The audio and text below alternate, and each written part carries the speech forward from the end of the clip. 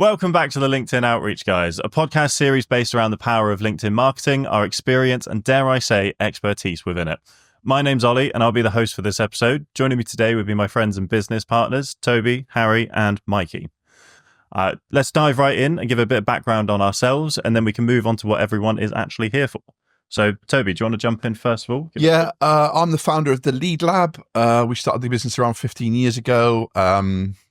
About 6 or 7 years ago, we used about 80% B2B telemarketing, about 20% LinkedIn outreach. Fast forward to current day, where we're pretty much the total flip of that. We're closer to 90% LinkedIn outreach and 10% telemarketing. I've worked with the guys for a long, long time and developed that process and built the company from there, really. Fantastic. Harry, do you want to give us a bit of background? Yeah, I guess so my background originally is more like graphic design. I worked outwards from that, and that kind of evolved into brand identity, representation, and that kind of comes into what we do today in terms of, putting ourselves in front of clients. Brilliant. Mikey, how about yourself? Thank you. So I'm Mikey. I'm the co-founder of Lead Lab Social. I've pretty much been working in marketing now for about 20 years, which is pretty disgusting to think about. But old. That's why I didn't give a number. I know, I only just realised as well. About 15 of those years has really been focused on social and content, mainly B2B, but actually started out in B2C as well in Australia for an e-commerce group. Worked both agency and in-house over the years, and it was just a natural progression to obviously start Lead Lab Social, basically. Yeah, and obviously, just so everyone understands it from a company structure point of view, we've got Lead Lab, which is our core business, which specializes in LinkedIn outreach. And more recently, in the last year or so, we've started the Lead Lab Social, just because we get a lot of people that want social ads from a lead generation point of view, social content. And it's not really what the core Lead Lab business does. We specialize in LinkedIn outreach at scale, really. Mm-hmm. Myself, obviously, I came into the business a few years back. I actually came in as a telemarketer. Toby saw a little bit of a shine in my eyes and progressed me up the way. Something like that. Something of the sorts. Yeah. I'm the best sellers. As a business, we all work together to help our clients utilize LinkedIn to the best of its potential. We use AI automations and outreach at scale to generate the leads that we're ultimately looking for ourselves and our clients all around different sectors, industries, target audience, whatever you may be looking to utilize the platform for. What we'll do today is cover a few kind of main talking points that we'll go through, maybe a few pain points that clients have come to us in regards with, what our general process looks like, what Mikey's process looks like, and the difference between that. And then obviously have a bit more of a discussion about each answer. So if we jump straight into it, what is the process? Toby, you'd probably be the best guy to answer this first one. Yeah, in short, what we do is we take multiple LinkedIn profiles. We build a target audience for our clients from anywhere between 3,000 to 5,000 people in a month. We attach that target audience, whether it be MD, CEOs, head of HR, whatever the individual inside businesses you're looking to target. We build the target list based on the size of business, the sector, the location. Then we take all those people and we connect and message them, almost like an old school email campaign, but using LinkedIn profiles as the email domains. In short, there's a whole connecting and messaging process. Obviously, there's a lot of detail in what we do. We write the content for it, i.e. the messaging journey. Might be 2, might be 5 messages that you want to send in a campaign. And we get positive responses. And that creates opportunity for our clients at a really good CPA. I think the funny thing about our business is, like you say, 6-7 years ago, we were predominantly a B2B telemarketing company. And that's really flipped on its head nowadays, just because the CPA is so difficult. People used to pay us £4,000 or £5,000 a month for a full-time telemarketer with data and a dialer. And now they can work with us for as little as £1,000 a month. Mm. And to be honest with you, get a better CPA, obviously, but also get better results, full stop. And if they want a telemarketer, we can provide that, but you now need someone for an hour and a half a day just following up on hot leads rather than that human resource cold calling all day, every day. And I think that's why our business has sort of boomed out of over that 6 years, that through COVID, etc., where we had the opportunity to really fully change the business. Because we were doing this for ourselves and then selling people telemarketing, which is hilarious, really, isn't it? And our retention with telemarketing wasn't great, to be honest with you. So you would churn clients just because it was very hard to get a good CPA for them. So yeah, we're big fans of LinkedIn outreach, obviously. Hence why we live and breathe it and have done it across lots of different sectors. But in a very brief nutshell, that's our process. I mean, I don't know if you want to add to that, Harry, from a process point of view. I've missed anything.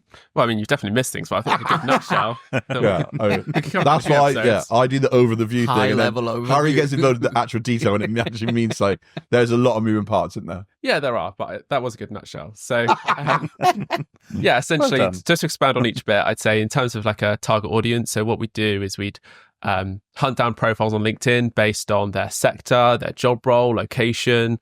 We use any kind of metrics based on what's populated on a LinkedIn profile. We use that to capture the target audience. Maybe chop and change that. There's obviously a bit of learning as we go because, as you said, we've kind of found our way into it, but it's still very new to a lot of people. So there's an element of market research in this as well. So there's the determining and evolving the target audience, and then as you mentioned, the content itself. Arguably, it's process-wise, it's similar to email marketing in the sense that it's sort of step-based, time in between, opting out, things like that. But it's really about capturing or at least emulating a human interaction. So it's short, concise, natural language. So the prospect, to call them prospect feels cold in this instance, but the prospect feels like they've been messaged by a person in real time there and then.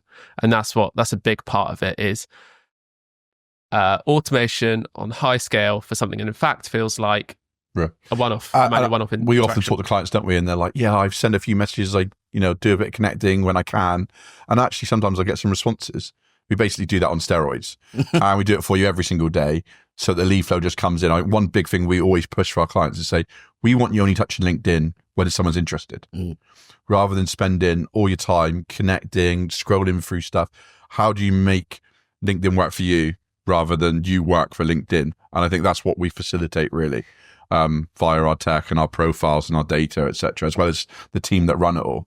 Yeah, I mean, I don't even think it's necessarily just about the automation and the lead side of thing. It's the time-saving aspect behind it. It's the fact that you don't have to sit there manually searching for every content or content contact, messaging everybody, coming back to them a few days later to follow up on that conversation, which is what is ultimately going to progress it to the point of interest. It's like similar in a way with LinkedIn content, LinkedIn content or any social media content. When you do posting, they all talk about it's just about being consistent. And I think we facilitate that in a totally different way than Mikey does with social media content. But the principle of being consistent and doing it always is a really important part of social media, whether it be LinkedIn outreach or Instagram ads or whatever. It's just consistency is key, really. Absolutely. Yeah. And I mean, that's a nice juncture actually for Mikey to jump in and give us a bit more about sort of your process. Obviously, you do things a little bit different from the way that we do. You cover an entire different arm of the business. Yeah, so How does that obviously ads are slightly different, but obviously a lot of the principles and the process do really remain the same. Obviously, especially first and foremost, when we first start working with a client, before obviously, campaign ideation and things like that, it's all about understanding the client, their business, their brand, their value proposition, because if you get that wrong, every other step after that is going to be wrong, and you're not going to get the results for the client that they need. So that's the really important first step, is understanding the business and the value proposition. Then the next stage of the process really is figuring out what their key objectives are. So obviously a lot of our clients are B2B. A lot of them want leads, and therefore obviously the key performance metric is cost per lead and the number of leads that we generate. But obviously for other clients, it might just be website traffic. It might be downloads of a white paper. We've got to figure out exactly what the client wants from these ads and what the key performance metrics are going to be for us. And also, like, quality of lead is huge for you guys, isn't it? The challenge of getting the right quality. Exactly right. Because, especially if you look at like a Facebook or an Instagram as well, it's usually a lot cheaper to generate leads, but typically the lead quality is a bit lower. Do you know what I mean? And then once we've decided on the key objectives and things like that, obviously then we start to move into campaign ideation, really understanding the target audience, which is obviously a massive key part of it as well for social ads. And then we move on, after that, we move on to basically creative and copy for the ad campaigns. Some clients do like to provide the copy and the creative for us to then feed back on. others want us to do it for them, which obviously we can do. And I think the key thing for us, and the reason why we've ended up creating the Lead Lab Social, is obviously we're a lead generation company. In short, we facilitate LinkedIn outreach, which then creates leads. But we get so many clients that LinkedIn outreach is not necessarily right for them from a lead generation point of view, and social ads might be, and vice versa. Yep. And without you, a year ago, whenever we started the business, we didn't have that expertise. Like, we know LinkedIn outreach like the back of our hand, but when it comes to ads, it's a totally different game. And I think for some clients, the outreach with the ads working in combination with each other, one amplifies the other, and we've seen performance increase because of that. Definitely, yeah. Yeah, I mean, the two go really well hand in hand as well, because obviously we're going to be building up profiles that we're using for the clients. They're going to be building up a connection base within their target audience. And then obviously if the market suits and the target audience is there, you can come in on the back end and start creating some awesome content that they're just going to keep rechurning and seeing that through. Yeah. Absolutely.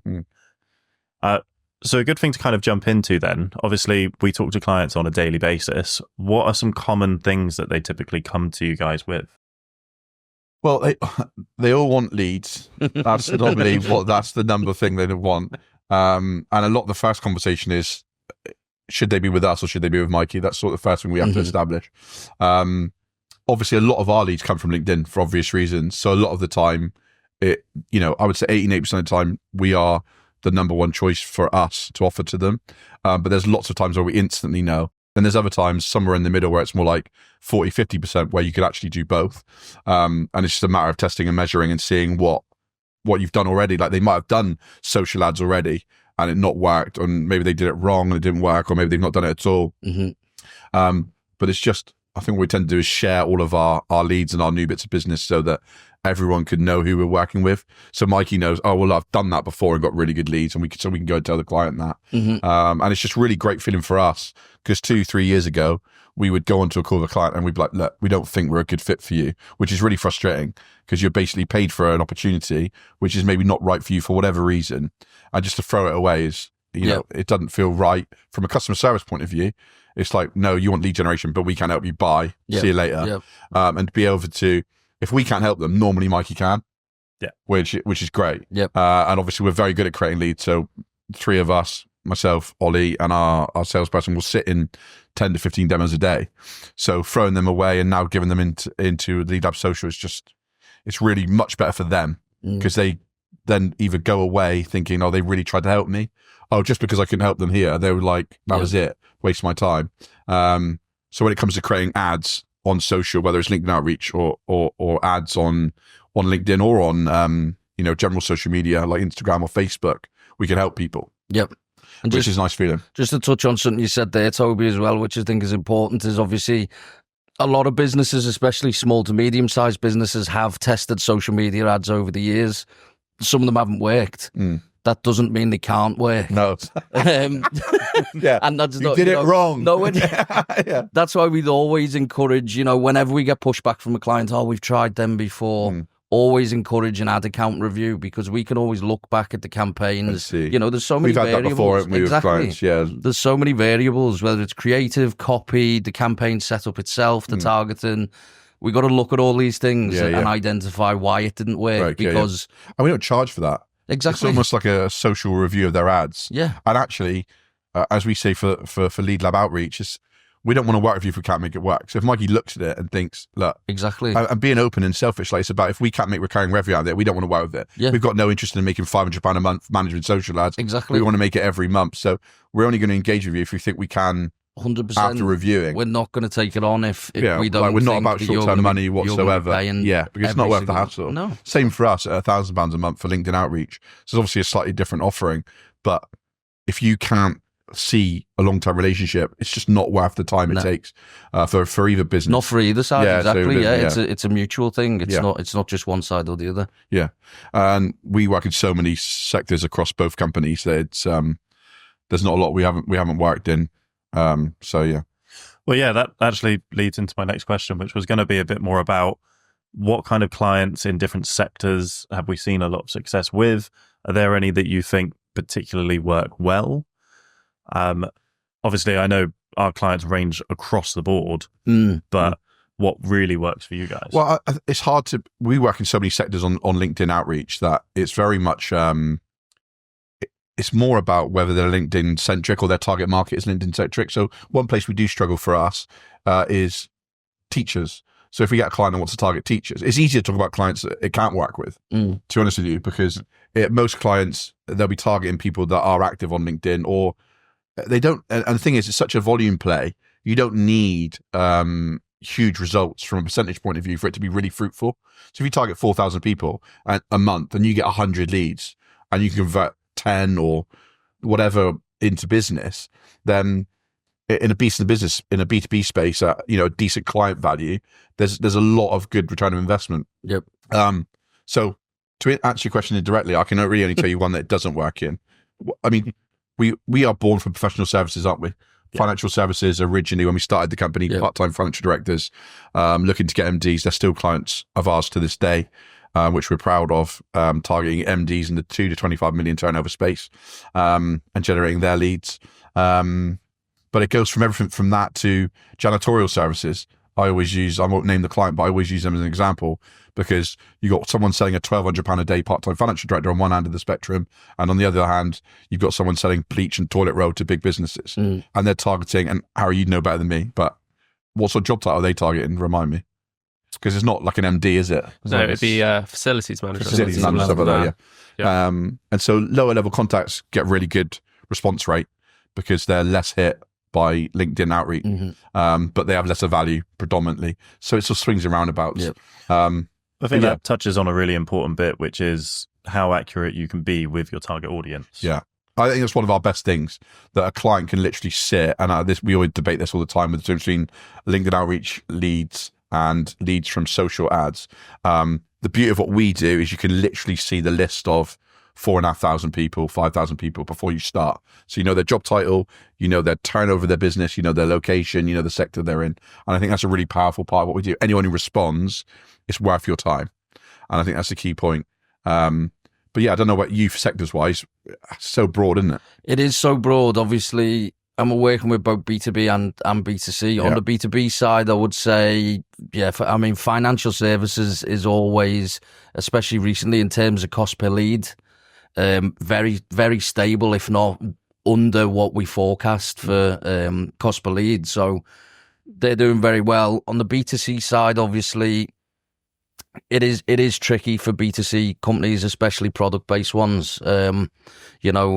Seasonality, for example, really affects how your ads perform. So as we get closer to Christmas, say you're a clothing brand, for example, as we get closer to Christmas and all of the big brands start spending on Facebook and Instagram, real estate, advertising real estate becomes more and more expensive. So obviously it's a lot more expensive to reach people, and therefore your return is generally lower. So yeah, in terms of B2B, there's actually similar. There's not really, I can't really think of anything that we haven't been able to work with. Do you know what I mean? But on the B2C side, there's a hell of a lot more variables that you've got to contend with. I think we're first to say that B2C is not really off from LinkedIn outreach point of view, but what we do have is a few high ticket B2C stuff. We do a lot, don't we? Where it'd be like, wine investment, whiskey investment. I know we touched on the last podcast, but it does show that we can do that on LinkedIn, but it tends to be high ticket, and you want to target MDs of a turnover of X or Y. So again, that's just how you work the data. And it, understandably, an MD of a large business is going to be likely a high value net worth individual. I think I won't mention the client, but there's one client that we've got who provide essentially tax services for, both landlords and residential property owners. So that's the ideal type of client, to be honest with you, because you've essentially got two bites of the cherry. You're targeting people from basically a B2B perspective, as in landlords, but also a B2C perspective, just a residential homeowner. And that's the ideal type of client, because you got two shots. You've got two shots. Exactly. I find it interesting, actually, that time of year affects social ads quite heavily as well. Oh, it's honestly, because if you think there's only, Meta and LinkedIn or whoever tell us that there's only so much advertising space available. Like and impression obviously- space, basically. Exactly. Yeah, yeah. So when there's a lot more people spending, there's much more competition for that space, and as a result, what we call the cost per meal goes up, which is Yeah. And if you speak to Meta directly and you discuss the seasonality with them, the first thing they'll tell you is spend more money. Compete with them. That's the solution. Yeah, literally, Yeah, which is great for them, right? yeah. Of course. Spend more to compete with the big boys. Yeah. And I think that's kind of referring to time of the year. But I think the other aspect, which comes into play in both direct messaging and advertising, is almost the life cycle of the company, because sometimes their objectives are different. We're talking a lot about lead generation at the moment, but there is one other benefit that you gain in the process, and sometimes a primary objective, maybe for relatively new businesses or big established businesses, is I speak to clients, and sometimes it's not about lead generation. Sometimes they just say to me, I want to make some noise. Yeah. And when you're doing Or both events, channels, you get a lot, don't you? Which is not lead events, yeah. But so when they say to me, I'll just make some noise, it's a passive benefit of doing this, because for every person you send a connection request, every time you see the content, they're seeing the name, and then that's the one touch point. I think it's like an old thing, isn't it? It's like 7 touch points to make a sale, roughly, something like that. So the idea is you're just getting those touch points as a means of perhaps achieving something else, such as lead generation, or as you mentioned, trying to invite people to join an event. Totally. So, interestingly enough, ours works a little bit different seasonality wise as well. So, Toby, you'll probably be the better one to go into it a bit more, but if you're on school break or it's over the Christmas period or anything like that. Yeah, well, I'll tell you what we seem to find, and again, it's difficult to sort of do a benchmark, because, someone targeting an MD will get different results than someone targeting, a lower level role. But what we find for a lot of our high level contacts, you'll have a kick up of response potentially in December, but actually not get the results or the benefit of that until January. I.e., they'll say, because it might just be some people can so busy in their business, they don't get time to go on LinkedIn. And actually holiday season is the only time where they actually go on LinkedIn app when they're sat on the sofa. They're watching a family film they don't really want to watch, or they don't want to speak to the mother-in-law or whatever. And they're just like scrolling through it. So, and they'll respond then. And then you won't get hold of them for 3 weeks, but you've got the lead, you've created the lead at that point. But yeah, it's really hard because, like you say, every target market, every business is different. But we do see an upkick in leads, even in the summer. Like August is a prime example. It's hard to get hold of people to book appointments, but actually to generate the lead, we find we get a lot, because we get a lot of people who are sat on their sun lounger, and people you wouldn't normally get. Those people that are absolutely flying. And, we're a small business owner. Our company's around 20 people, but I'm busy throughout the day. We all are busy throughout the day. And actually, when we're on the sun lounger, it might be the time where, I don't look at my own LinkedIn. We've got people that do it for us, obviously, but that's one time when I would have time to look.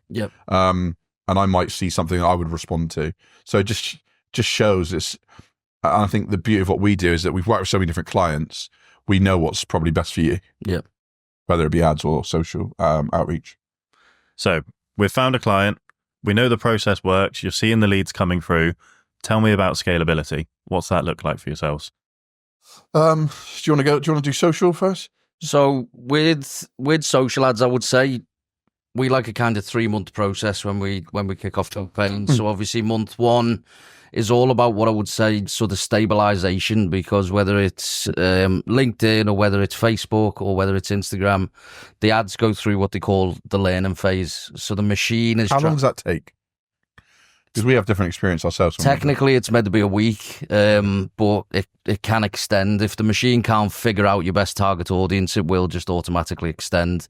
Okay. If it still can't figure it out, it'll go to what's called learning limited, and then you have to tweak your campaigns and try and figure it out and republish them. So that first month is all about trying to get the CPL basically just to stabilize a little bit, because it is volatile in that learning phase, Then the second month and the third month is all about optimization. So it's looking at the data. It's looking at, for example, even down to, what days are we generating the most leads on? What times are we generating the most leads on? Typically, we'll have 3 to 4 lots of ad creative running at any time. So which ad creative's working better? Which copy's working better? So yeah, for them 3 months, it really is just about optimizing, looking at the data and just trying to bring the CPL down and raise the lead quality as well at the same time. So in short, what you do is once you get happy, you basically turn your budget up, don't you? Exactly. And create different audiences, etc. And in terms of scalability, look, it is a lot more difficult with social media ads. It's because it's not just, for example, if you're spending say $2,000 a month and getting 2,000 leads, it doesn't mean that if you then spend 4,000, you're going to get 4,000 leads. It unfortunately doesn't work like that. Yeah. And depending on which platform you use, like for example, Meta is bad. If you increase your budget by more than 20% at any given time, you'll basically get some form of not a slap on the wrist. And some clients create separate brands and stuff like that, don't they, to bypass that, which is long-winded, another conversation. But exactly. So yeah, look, in terms of scalability, it's more incremental, I would say, with social ads because, just doubling your budget or trebling your budget because your ads are performing well doesn't mean that you're going to get double or treble the returns. Yeah. And for us, it's really about additional profiles. Like our main core entry point is around 5 LinkedIn profiles because one profile can connect with so many people, roughly 800 people a month, one per profile. So once we prove concept with you over a couple of months with 5 profiles, we basically look to double that up. Once you're happy and you want to scale, obviously to do that, you need size of market. Mm-hmm. If there's only, 10,000 companies you can target in the UK or internationally, then, it's not going to work. But we have lots of clients that have millions of people they can target on LinkedIn. We've got some clients that work, I think the most we've had is 80 profiles at the high. I think we've got clients with 50 and 60 live as we speak, and they are just connecting and messaging, but they all started with 5. So you prove concept targeting a certain job title and a certain size business. If that works, it is actually much more scalable. Obviously, as long as the data set is similar or the product is great, it does scale because you're a little bit more in control in that sense. Yeah. Like in a way, we're coloring a little bit outside the lines of LinkedIn for what we do. They want you spending money on ads and in-mails. And the reality is the CPA is much higher to do that. And we know that from ads. Yep. And in-mails are great, but we just believe that as soon as you see in-mail, you just see advert because it literally says sponsored inbox. So I don't know if instantly it's not for you. Mm-hmm. It's someone for themselves. And I think the key thing of what we do is once you get past that connection base is really having in the first line or two, they have to read it to see if it's something for them. Mm-hmm. And if we can get their interest in that point, i.e., is it someone buying from them? Is it someone who has an interest in their career? And if you can get their interest in the first week or the first line or two, then that's when you create the opportunity. Yeah. And in-mail sort of takes that away. So if it does work with 5 profiles and you have mass market, why not have 20? Why not have 40? Why not have 50? Mm-hmm. Because it's no different than email marketing. You start an email campaign with 1 email domain, 5 email domains, whatever. One domain can only do so much emailing and not go into the junk. Yeah. So it's the same principle. You get more domains, you get more profiles. And it works. And it's how we helped us scale our own business as well as multiple other clients. I think the key thing for us is going to be in like a new channel, a real pillar, a marketing pillar inside their business. Yep. And that's really solid. Once we prove concept, we're in there and we just continually drip feed them leads because they're getting leads every day from our outreach. And scaling can be really powerful. And we've got clients all over the US, Dubai, Canada. So size of markets are huge. Now, a few clients, when they come into my introductory demo meetings, one of the things that they're always kind of questioning, querying is, what is our interpretation of a lead? They've worked with another company, they've booked them in for a call, but they arrive on that call and they don't know what they're actually talking about. Yeah. What does that look like for yourself? Yeah, I mean, for us, again, Mikey can answer different, but for us, a lead is a buying signal. A buying signal in response to content or a message, I should say, rather than content, because just to make it clear, someone gets a message selling or informing them of how they can solve a problem for them, and we write that content, or Harry would write that content for the client. And if they respond to that with a buying signal, that is what we consider a lead.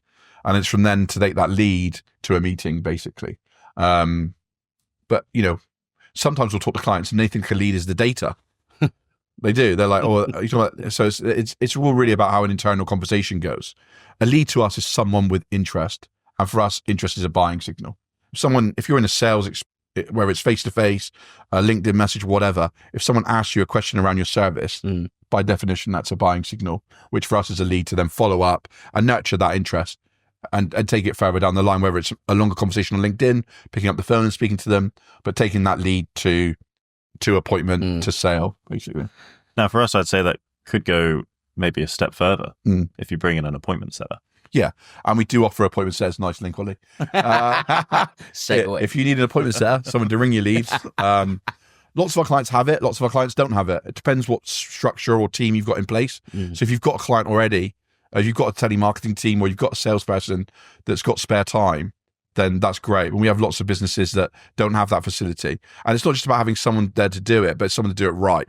Like we'll make multiple attempts to that on email, on the phone, on LinkedIn to generate it to appointment. And lots of clients, and we deal with lots of people in the professional services industry, and they're the best example of it. You'll get a director of a business that is built his business really well out of referrals and stuff like that. He'll get a lead from us. It's like, yeah, I sent him an email. It's like, okay, well, no, that's all you did.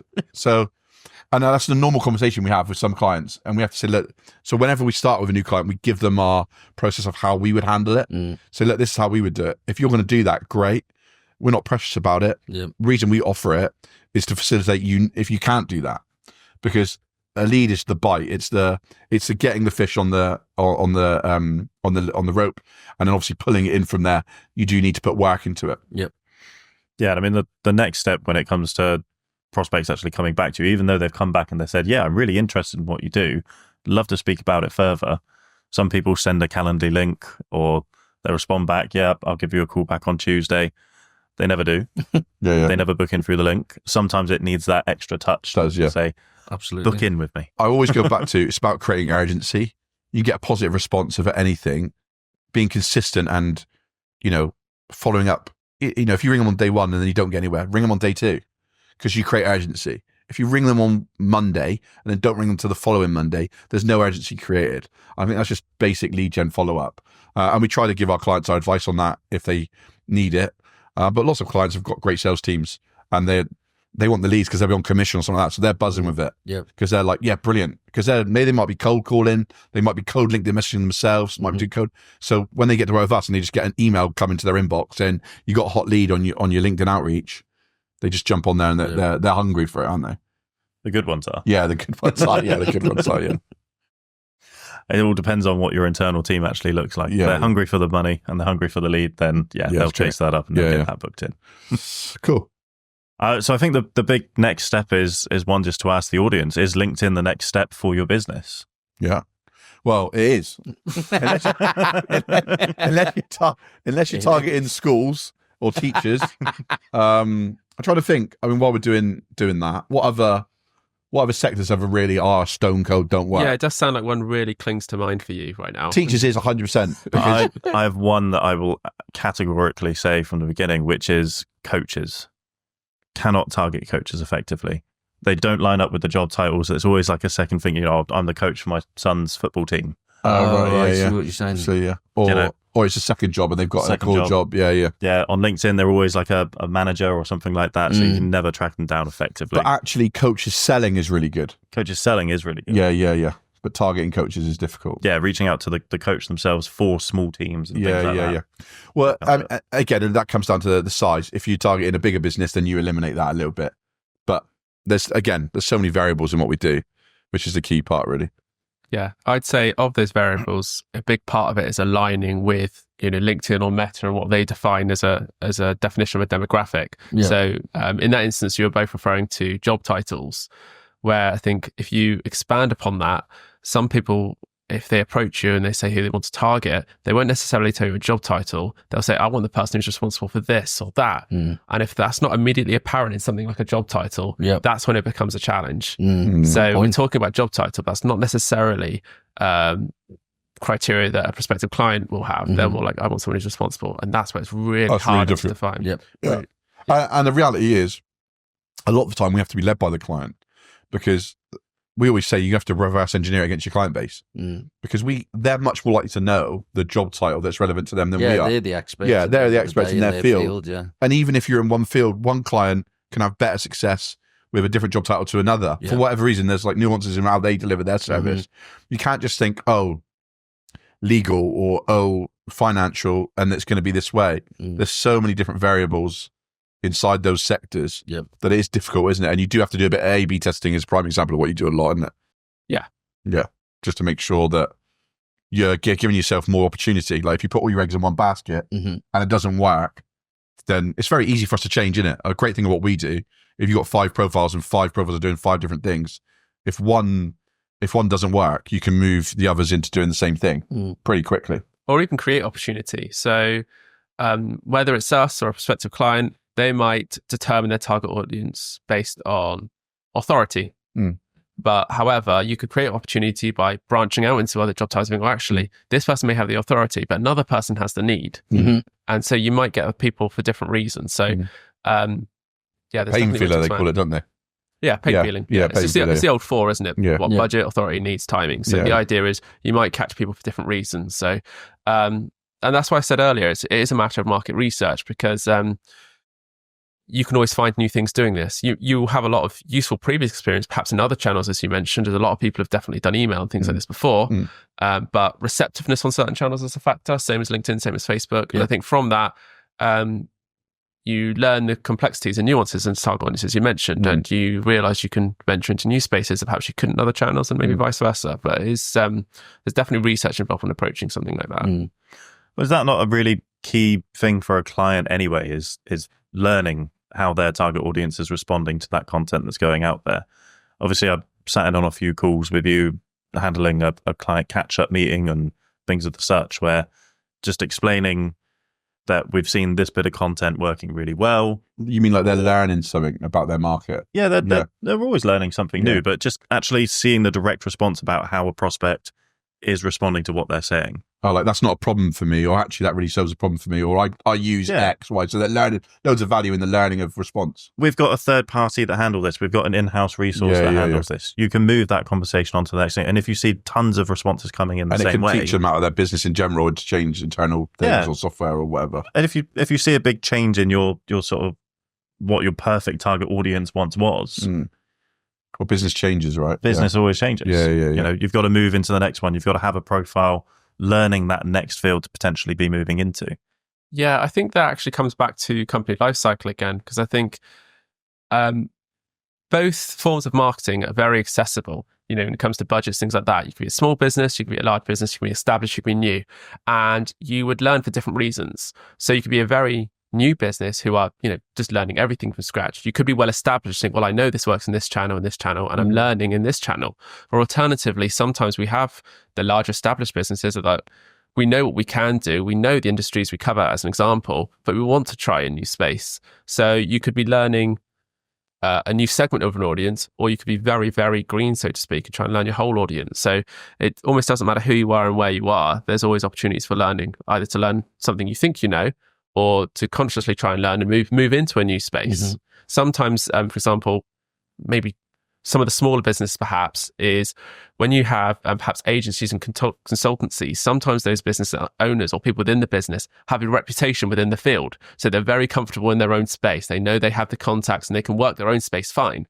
And then they want to reach out into new spaces. That's when it's experimental for them. So it can be new and it can be research for a lot of different reasons, but ultimately the outcome is the same, as you say, is you do the outreach, and so long as you do the outreach and so long as you get those impressions, and because both of them are backed by numbers and analytics, you're always guaranteed to learn something. Cool. Well, I think that sounds like a good point to cut the episode for today then. Obviously, this one wasn't meant to go into too much detail about all of these different sort of topics that we can cover. Those are all designed for later episodes, which you'll have to jump into and well, come and listen to us again to find out more. What we'll have to do then is love you and leave you. Hope that you join us for the next one. If you like what you saw, make sure to hit that like button. Or what you heard. Or what you heard. Yeah. If you're on Spotify, if you like what you heard, make sure to, I don't know, what do you do on Spotify? Add us to the list? Yeah, subscribe, I think. Subscribe. Or if you're interested in what we do, there'll be a short, I think we've got a 3-minute VSL, basically just telling you how we do what we do. It's a very short video that gives you a little bit more insight into the LinkedIn outreach stuff that we do. Have a watch of that. And if you want to book in, our booking meeting will be on there to have a chat with me, Ollie, Mikey, or any of our sales team, really.